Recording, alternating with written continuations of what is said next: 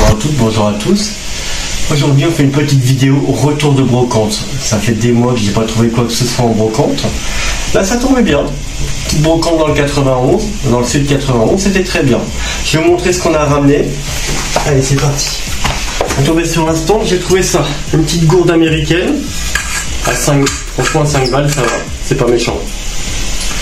Alors, est-ce que tu arrives à voir ce qu'il y a écrit derrière? US 1942. Est-ce qu'on le voit? Ouais, US TACU et compagnie 1942. Bon, moi ce nom-là, je m'en rappellerai. Il n'y a pas la petite chaînette, mais ça c'est pas grave. Il y a le bouchon d'origine, donc ça j'aime bien. C'est une petite gourde de fouille, c'est américain, et puis franchement pour le prix ça va à 5 balles, je vais pas chialer. Et j'étais content parce que ce matin j'avais pas pris de sac du tout avec moi, et je trouvais ça, c'est pareil, pour 5 balles j'ai trouvé un beau sac à dos de l'armée française. Bon c'est un truc d'après-guerre, mais si un jour je veux faire un mannequin, c'est pour jamais. Ou même partir en trek avec, parce qu'il est encore bon, avec les sangles en cuir vert. Et en plus, je sais pas si tu vois, mais il est nominatif, il y a le nom derrière. Il y a le nom du gars qui l'avait avant. Il y a le nom du gars, et puis il y a... Attends, il y a ça. C'est les marquages. Bon là ils sont à l'envers, mais il est marqué, et puis il y a le nom de la personne à qui il appartenait. Donc ça je trouve ça sympa. Donc il est pas nickel, il y a un petit bout de cuir qui manque, mais franchement... même pour une reconstitution, ça fait le boulot. Il a encore ses sangles qui sont bien.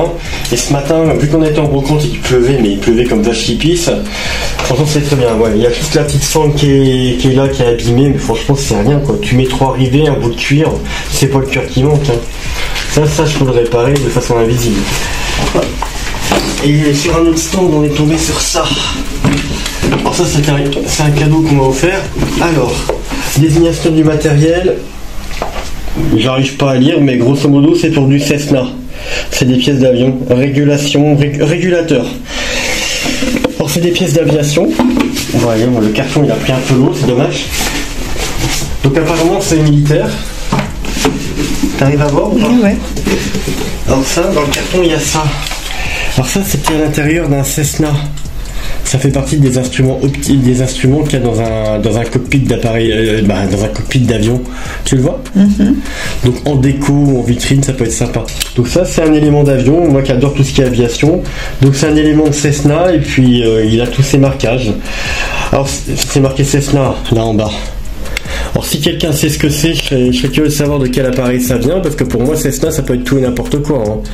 Ça peut être d'avant-guerre, d'après-guerre, maintenant je ne sais pas du tout. Je vais regarder en bas. Alors ça, c'est encore dans mon domaine, bombardement des usines Renault.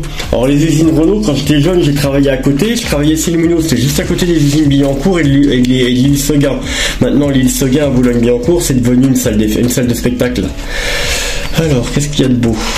Là, on voit les voitures Renault qui sont détruites par le bombardement. Les ruines. Là, c'est... C'est marrant, on dirait un casque anglais. Là, les bâtiments. Encore les bâtiments. Les sauveteurs au travail dans des ruines. En fait, il reste rien. Tout est détruit. Hein.